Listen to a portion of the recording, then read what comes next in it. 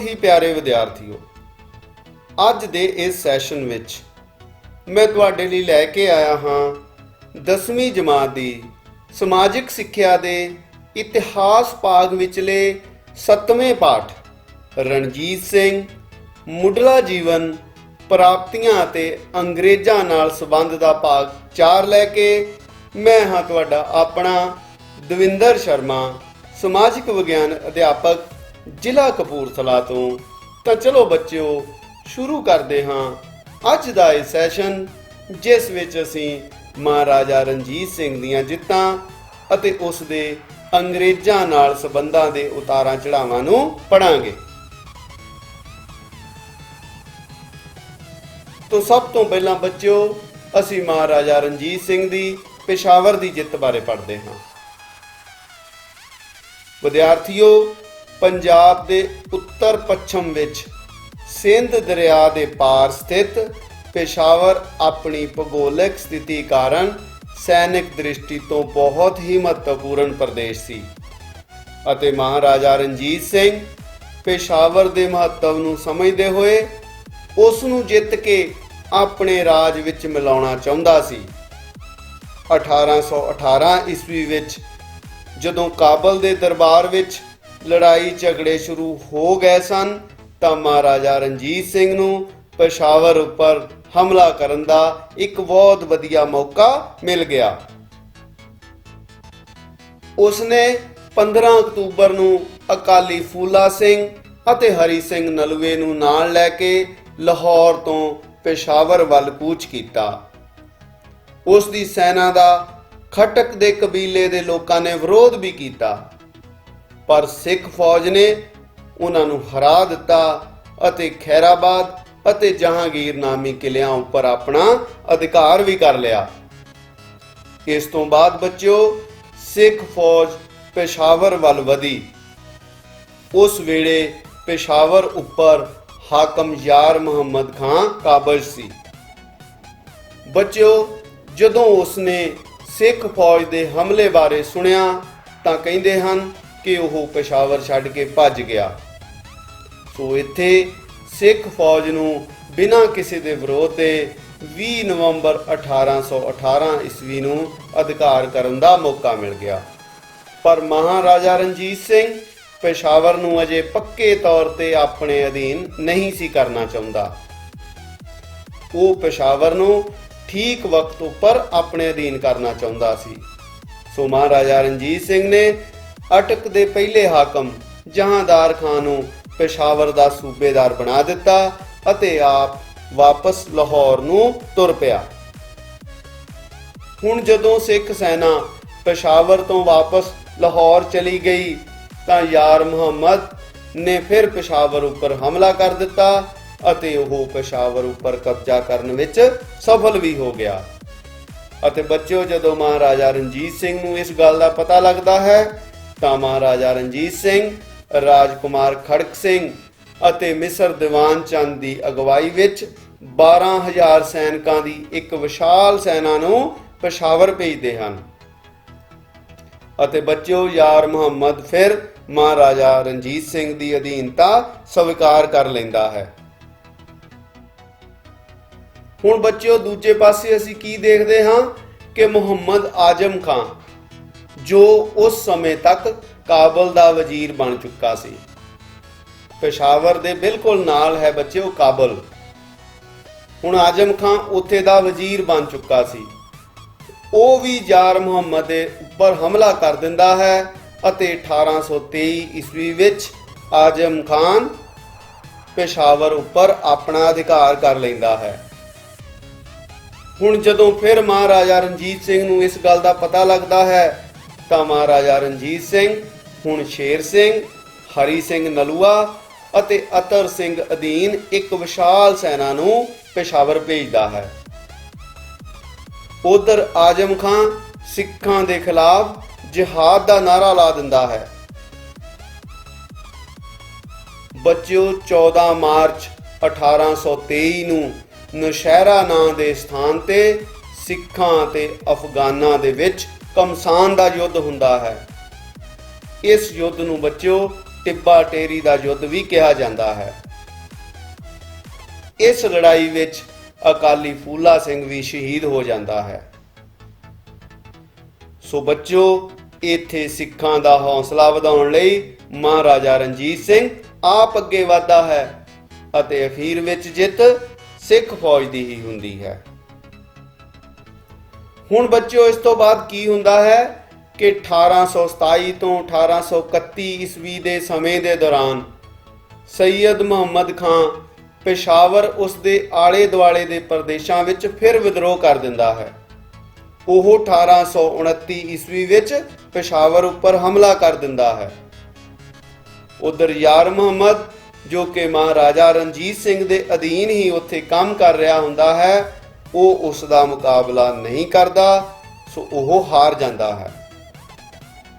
ਸੋ ਇਸ ਤੇ ਜੂਨ 1831 ਈਸਵੀ ਵਿੱਚ ਹਰੀ ਸਿੰਘ ਨਲੂਏ ਨੂੰ ਉੱਥੇ ਭੇਜਿਆ ਜਾਂਦਾ ਹੈ, ਜੋ ਉਸ ਨੂੰ ਦਰਿਆ ਸਿੰਧ ਦੇ ਕੰਢੇ ਤੇ ਜਾ ਕੇ ਹਰਾ ਦਿੰਦਾ ਹੈ। ਇਸ ਤੋਂ ਅੱਗੇ ਬੱਚਿਓ, ਸੈਯਦ ਅਹਿਮਦ, ਜੋ ਦੁਬਾਰਾ ਫਿਰ ਉੱਥੇ ਆਪਣਾ ਸਿਰ ਚੱਕ ਲੈਂਦਾ ਹੈ ਅਤੇ ਬਗਾਵਤ ਦਾ ਝੰਡਾ ਉਠਾ ਲੈਂਦਾ ਹੈ, ਉਸ ਨੂੰ ਬਿਠਾਉਣ ਲਈ ਮਈ 1831 ਈਸਵੀ ਵਿੱਚ ਰਾਜਕੁਮਾਰ ਸ਼ੇਰ ਸਿੰਘ ਬਾਲਾਕੋਟ ਦੇ ਸਥਾਨ ਤੇ ਉਸ ਨਾਲ ਮੱਥਾ ਲਾਉਂਦਾ ਹੈ ਅਤੇ ਇੱਕ ਘਮਾਸਾਨ ਯੁੱਧ ਵਿੱਚ ਉਸ ਨੂੰ ਹਰਾ ਦਿੰਦਾ ਹੈ ਅਤੇ ਇਸ ਲੜਾਈ ਵਿੱਚ ਸੈਯਦ ਅਹਿਮਦ ਖਾਂ ਮਾਰਿਆ ਵੀ ਜਾਂਦਾ ਹੈ। ਹੁਣ ਬੱਚਿਓ, 1831 ਈਸਵੀ ਤੋਂ ਬਾਅਦ ਮਹਾਰਾਜਾ ਰਣਜੀਤ ਸਿੰਘ ਪੇਸ਼ਾਵਰ ਨੂੰ ਲਾਹੌਰ ਰਾਜ ਵਿੱਚ ਸ਼ਾਮਲ ਕਰਨਾ ਚਾਹੁੰਦਾ ਹੈ। ਉਸ ਨੂੰ ਇਹ ਸਮਾਂ ਠੀਕ ਲੱਗਦਾ ਹੈ, ਸੋ ਇਸ ਲਈ ਉਹ ਬੱਚਿਓ ਹਰੀ ਸਿੰਘ ਨਲੂਏ ਅਤੇ ਰਾਜਕੁਮਾਰ ਨੌਨਿਹਾਲ ਸਿੰਘ ਦੀ ਅਗਵਾਈ ਵਿੱਚ 9000 ਸੈਨਿਕਾਂ ਨੂੰ ਪੇਸ਼ਾਵਰ ਭੇਜਦਾ ਹੈ ਅਤੇ ਬੱਚਿਓ 6 ਮਈ 1834 ਈਸਵੀ ਨੂੰ ਸਿੱਖ ਪੇਸ਼ਾਵਰ ਉੱਪਰ ਕਬਜ਼ਾ ਕਰ ਲੈਂਦੇ ਹਨ। ਮਹਾਰਾਜਾ ਰਣਜੀਤ ਸਿੰਘ ਪੇਸ਼ਾਵਰ ਨੂੰ ਲਾਹੌਰ ਦੇ ਵਿੱਚ ਸ਼ਾਮਲ ਕਰਨ ਦਾ ਐਲਾਨ ਕਰ ਦਿੰਦਾ ਹੈ ਅਤੇ ਹਰੀ ਸਿੰਘ ਨਲੂਏ ਨੂੰ ਪੇਸ਼ਾਵਰ ਦਾ ਸੂਬੇਦਾਰ ਨਿਯੁਕਤ ਕਰ ਦਿੱਤਾ ਜਾਂਦਾ ਹੈ। ਹੁਣ ਬੱਚਿਓ, ਜਦੋਂ ਅਸੀਂ ਕਾਬਲ ਵੱਲ ਨਜ਼ਰ ਮਾਰਦੇ ਹਾਂ ਤਾਂ ਕਾਬਲ 'ਚ ਕੀ ਹੁੰਦਾ ਹੈ? ਕਾਬਲ ਦੇ ਵਿੱਚ ਦੋਸਤ ਮੁਹੰਮਦ ਖਾਂ 1834 ਈਸਵੀ ਵਿੱਚ ਉੱਥੋਂ ਦੇ ਰਾਜੇ ਸ਼ਾਹ ਸੁਜਾ ਨੂੰ ਹਰਾ ਕੇ ਸਿੱਖਾਂ ਕੋਲੋਂ ਪੇਸ਼ਾਵਰ ਵੀ ਵਾਪਸ ਲੈਣ ਦਾ ਫੈਸਲਾ ਕਰਦਾ ਹੈ। ਕਿਉਂਕਿ ਹਰੀ ਸਿੰਘ ਨਲੂਆ ਜਮਰੌਦ ਦੇ ਕਿਲੇ ਦੀ ਉਸਾਰੀ ਕਰਵਾ ਰਿਹਾ ਹੁੰਦਾ ਹੈ, ਇਸ ਲਈ ਯਾਰ ਮੁਹੰਮਦ ਆਪਣੇ ਪੁੱਤਰ ਮੁਹੰਮਦ ਅਕਬਰ ਦੀ ਅਗਵਾਈ ਵਿੱਚ 18000 ਦੀ ਫੌਜ ਸਿੱਖਾਂ ਦੇ ਖਿਲਾਫ ਭੇਜਦਾ ਹੈ ਅਤੇ ਬੱਚਿਓ, ਇੱਥੇ ਵੀ ਦੋਹਾਂ ਧਿਰਾਂ ਵਿਚਕਾਰ ਘਮਸਾਨ ਦੀ ਲੜਾਈ ਹੁੰਦੀ ਹੈ, ਪਰ ਜਿੱਤ ਅੰਤ ਨੂੰ ਫਿਰ ਸਿੱਖ ਫੌਜ ਦੀ ਹੁੰਦੀ ਹੈ।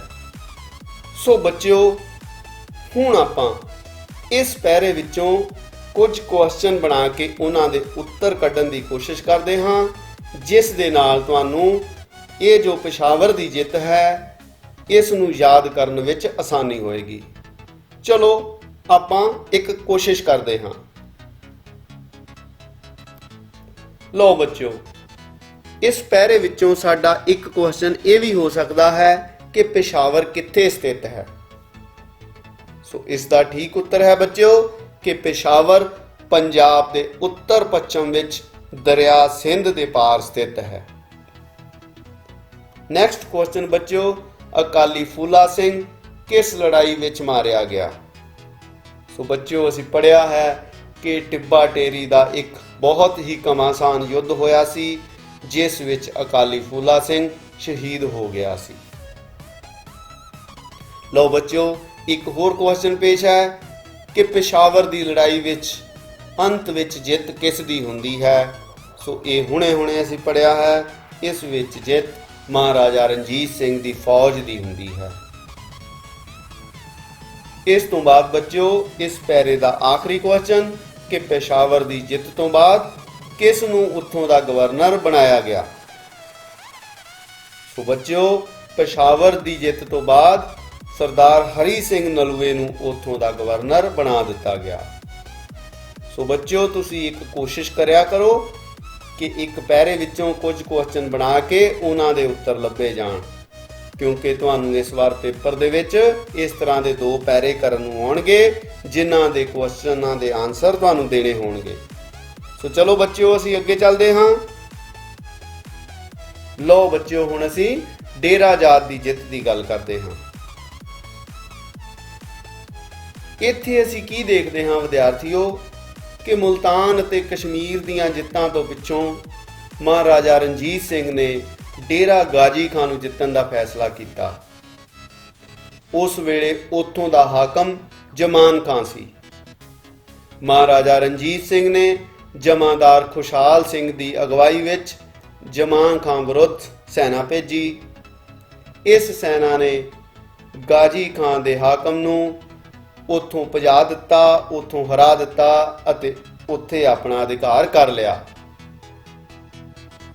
ਡੇਰਾ ਗਾਜੀ ਖਾਨ ਦੀ ਜਿੱਤ ਤੋਂ ਬਾਅਦ ਮਹਾਰਾਜਾ ਰਣਜੀਤ ਸਿੰਘ ਨੇ ਹੁਣ ਡੇਰਾ ਇਸਮਾਇਲ ਖਾਨ ਅਤੇ ਮਾਨਕੇਰਾ ਵੱਲ ਆਪਣੀਆਂ ਵਾਂਗਾਂ ਮੋੜੀਆਂ, ਆਪਣਾ ਧਿਆਨ ਕੀਤਾ। ਇਨ੍ਹਾਂ ਇਲਾਕਿਆਂ ਤੇ ਅਧਿਕਾਰ ਕਰਨ ਲਈ ਮਹਾਰਾਜਾ ਰਣਜੀਤ ਸਿੰਘ ਨੇ 1821 ਈਸਵੀ ਵਿੱਚ ਮਿਸਰ ਦੀਵਾਨ ਚੰਦ ਨੂੰ ਭੇਜਿਆ।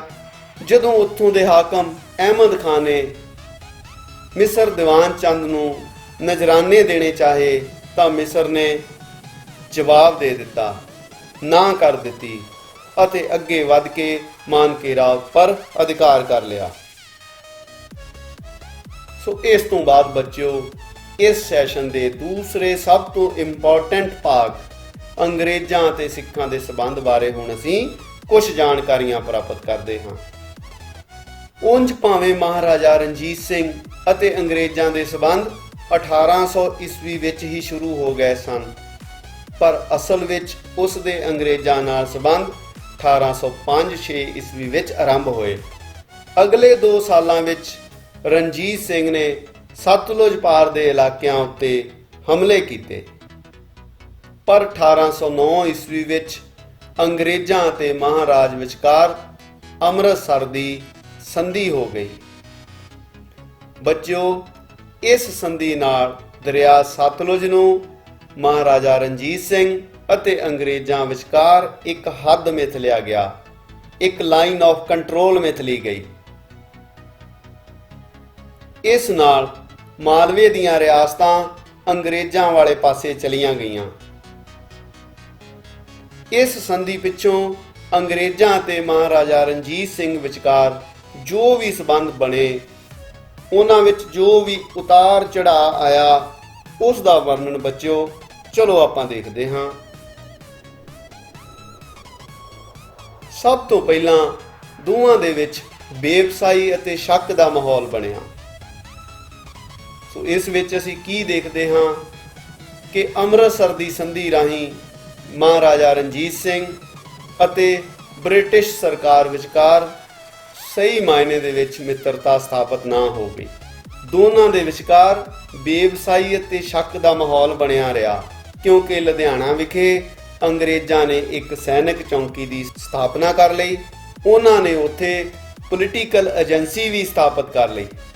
ਇਸ ਨਾਲ ਮਹਾਰਾਜਾ ਰਣਜੀਤ ਸਿੰਘ ਦੇ ਮਨ ਵਿੱਚ ਅੰਗਰੇਜ਼ਾਂ ਦੇ ਉਦੇਸ਼ ਬਾਰੇ ਬੇਵਸਾਈ ਜਾਂ ਸ਼ੱਕ ਪੈਦਾ ਹੋ ਗਈ।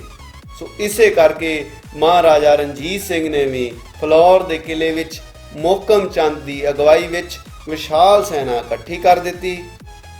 ਸੋ ਇਹ ਦੇਖ ਕੇ ਅੰਗਰੇਜ਼ਾਂ ਨੂੰ ਵੀ ਮਹਾਰਾਜਾ ਰਣਜੀਤ ਸਿੰਘ ਦੀ ਮਿੱਤਰਤਾ ਤੇ ਵਿਸ਼ਵਾਸ ਨਹੀਂ ਸੀ ਆਉਂਦਾ।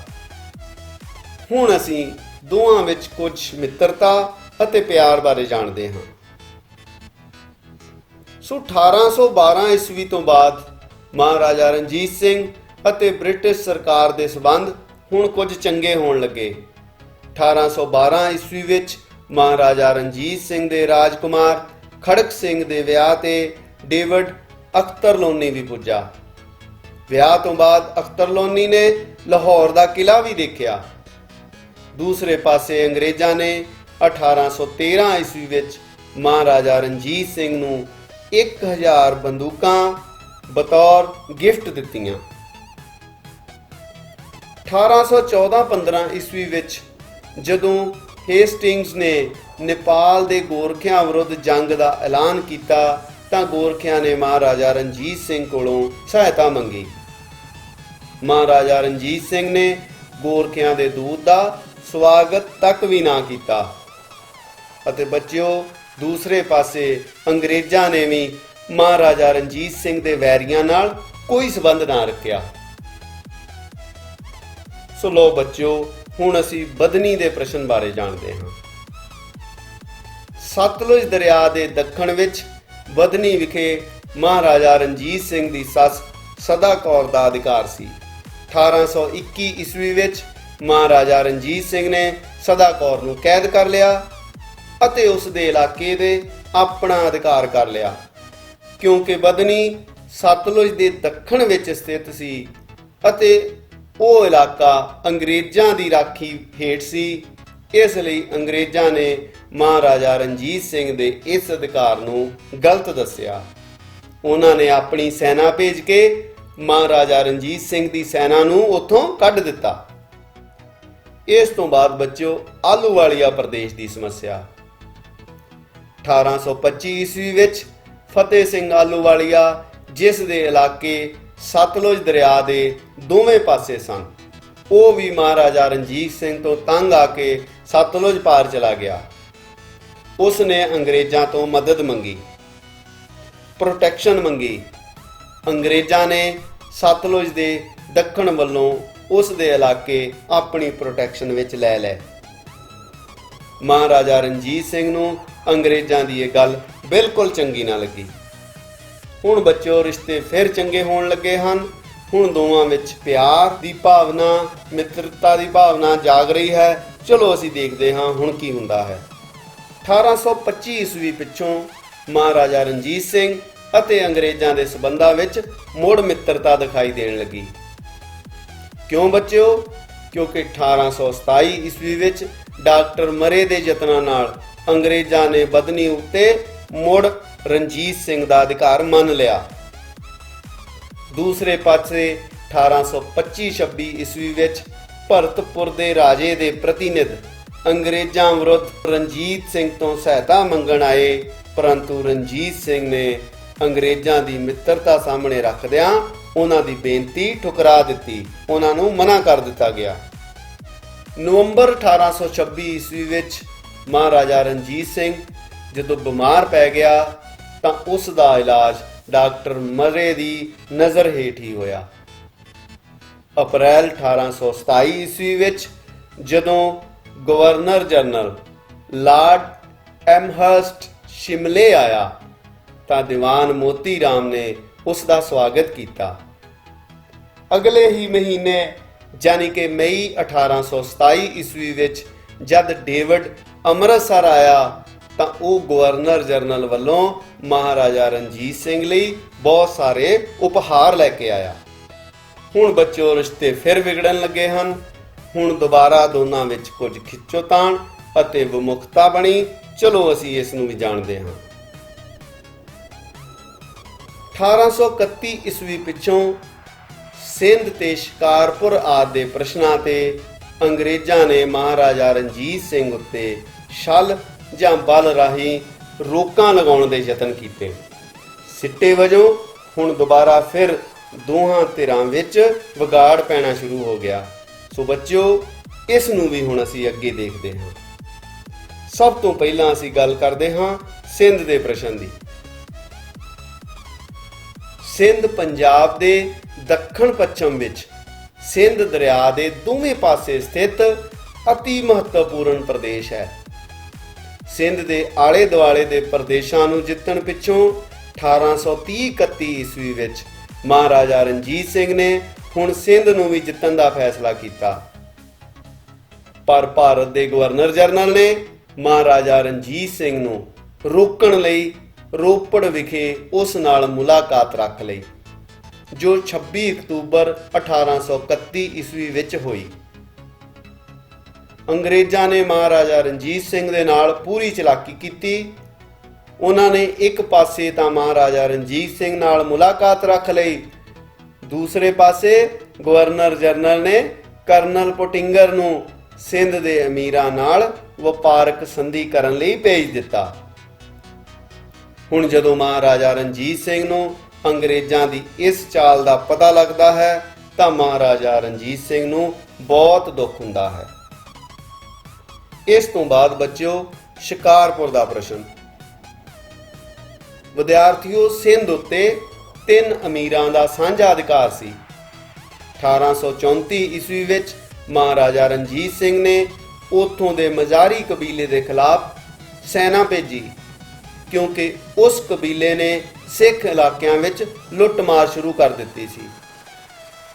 1836 ਈਸਵੀ ਵਿੱਚ ਮਹਾਰਾਜਾ ਰਣਜੀਤ ਸਿੰਘ ਨੇ ਫਿਰ ਰਾਜਕੁਮਾਰ ਖੜਕ ਸਿੰਘ ਦੀ ਕਮਾਨ ਹੇਠ ਮਜ਼ਾਰੀ ਕਬੀਲਿਆਂ ਦੇ ਖਿਲਾਫ ਸੈਨਾ ਭੇਜੀ, ਕਿਉਂਕਿ ਮਜ਼ਾਰੀ ਕਬੀਲੇ ਅਜੇ ਵੀ ਸਿੱਖ ਇਲਾਕਿਆਂ ਵਿੱਚ ਲੁੱਟਾਂ ਮਾਰਾਂ ਕਰਨੋਂ ਬਾਜ ਨਹੀਂ ਸਨ ਆ ਰਹੇ। ਸੋ ਸਿੱਖ ਸੈਨਾ ਨੇ ਮਜ਼ਾਰੀਆਂ ਦੇ ਪ੍ਰਦੇਸ਼ ਉੱਤੇ ਕਬਜ਼ਾ ਕਰ ਲਿਆ। ਹੁਣ ਜਦੋਂ ਸੰਧੀ ਦੀਆਂ ਸ਼ਰਤਾਂ ਨੂੰ ਪੂਰਾ ਕਰਵਾਉਣ ਲਈ ਮਹਾਰਾਜਾ ਰਣਜੀਤ ਸਿੰਘ ਨੇ ਦੁਬਾਰਾ ਖੜਕ ਸਿੰਘ ਨੂੰ ਉੱਥੇ ਭੇਜਣਾ ਚਾਹਿਆ ਤਾਂ ਗਵਰਨਰ ਜਨਰਲ ਆਕਲੈਂਡ ਨੇ ਮਹਾਰਾਜਾ ਰਣਜੀਤ ਸਿੰਘ ਨੂੰ ਰੋਕ ਦਿੱਤਾ। ਇਸ ਤਰ੍ਹਾਂ ਬੱਚਿਓ ਮਹਾਰਾਜਾ ਰਣਜੀਤ ਸਿੰਘ ਨੂੰ ਨਾ ਤਾਂ ਸ਼ਿਕਾਰਪੁਰ ਮਿਲਿਆ ਅਤੇ ਨਾ ਹੀ ਉਸ ਨੂੰ ਵਾਰਸ਼ਿਕ ਕਰ ਹਾਸਲ ਹੋਇਆ। ਸੋ ਬੱਚਿਓ ਮਹਾਰਾਜਾ ਰਣਜੀਤ ਸਿੰਘ ਅਤੇ ਅੰਗਰੇਜ਼ਾਂ ਦੇ ਸਬੰਧ ਹੌਲੀ-ਹੌਲੀ ਵਿਗੜਦੇ ਗਏ। ਇਸ ਤੋਂ ਬਾਅਦ ਬੱਚਿਓ ਅਸੀਂ ਫਿਰੋਜ਼ਪੁਰ ਦੀ ਗੱਲ ਕਰਦੇ ਹਾਂ। ਸਾਨੂੰ ਪਤਾ ਹੈ ਬੱਚਿਓ ਕਿ ਸਤਲੁਜ ਅਤੇ ਬਿਆਸ ਦੇ ਸੰਗਮ ਦੇ ਨੇੜੇ ਫਿਰੋਜ਼ਪੁਰ ਇੱਕ ਬਹੁਤ ਹੀ ਮਹੱਤਵਪੂਰਨ ਸ਼ਹਿਰ ਸਥਿਤ ਹੈ।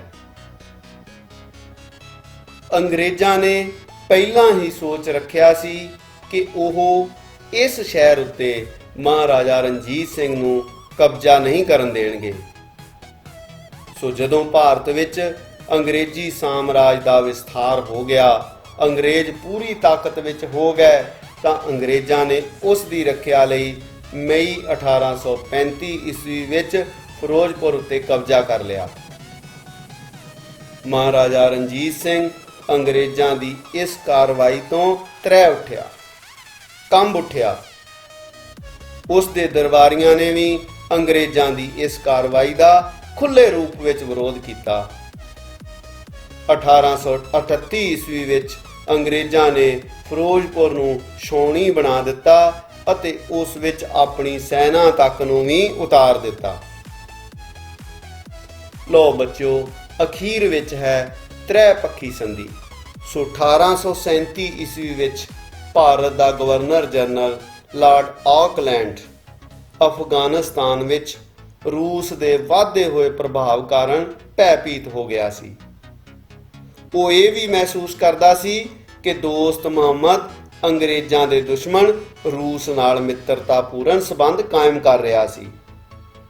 ਸੋ ਇਹਨਾਂ ਹਾਲਤਾਂ ਵਿੱਚ ਲਾਰਡ ਆਕਲੈਂਡ ਨੇ ਦੋਸਤ ਮੁਹੰਮਦ ਦੀ ਥਾਂ ਹੁਣ ਸ਼ਾਹ ਸ਼ੁਜਾ ਨੂੰ, ਕੌਣ ਹੈ ਬੱਚਿਓ ਸ਼ਾਹ ਸ਼ੁਜਾ?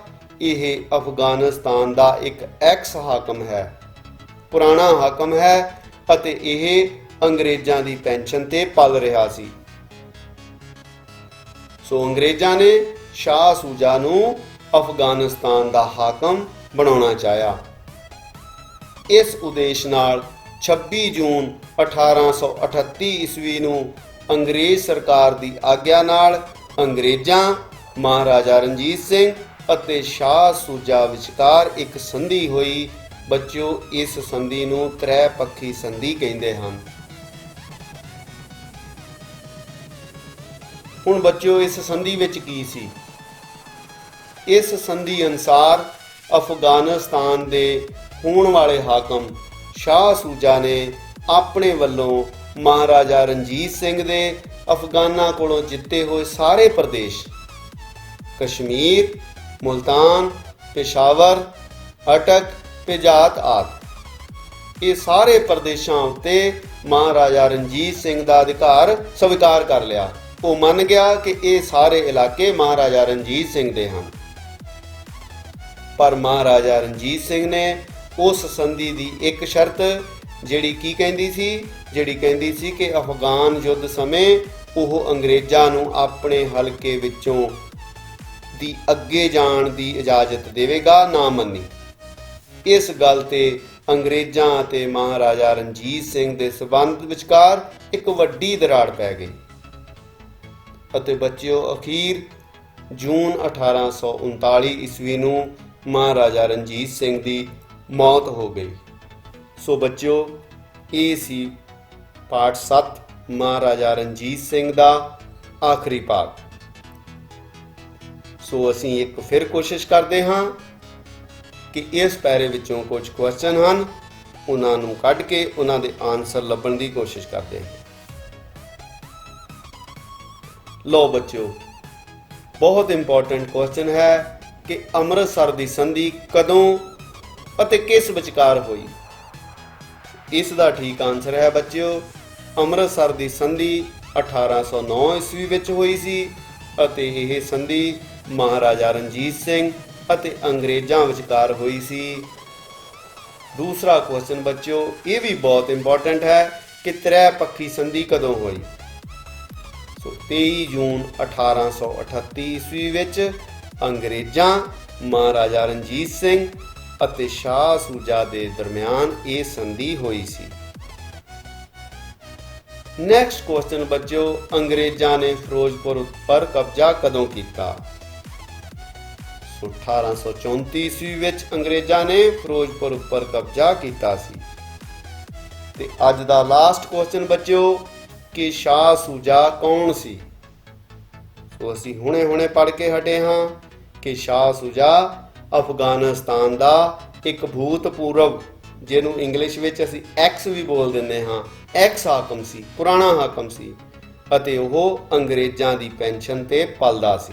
ਸੋ ਬੱਚਿਓ ਅੱਜ ਦੇ ਇਸ ਸੈਸ਼ਨ ਵਿੱਚ ਬਸ ਇੰਨਾ ਹੀ। ਸੋ ਮੈਂ ਅਖੀਰ ਵਿੱਚ ਤੁਹਾਡਾ ਸਾਰਿਆਂ ਦਾ ਬਹੁਤ ਹੀ ਧੰਨਵਾਦੀ ਹਾਂ ਅਤੇ ਤੁਹਾਡੇ ਨਾਲ ਮੈਂ ਸਕੂਲ ਸਿੱਖਿਆ ਵਿਭਾਗ ਪੰਜਾਬ ਅਤੇ ਉਚੇਚੇ ਤੌਰ ਤੇ ਸ਼੍ਰੀ Krishna Kumar ji, secretary school education ਜੀ ਦਾ ਵੀ ਬਹੁਤ ਧੰਨਵਾਦੀ ਹਾਂ, ਜਿਨ੍ਹਾਂ ਨੇ ਮੈਨੂੰ ਇਸ ਸੇਵਾ ਦੇ ਯੋਗ ਸਮਝਿਆ ਹੈ।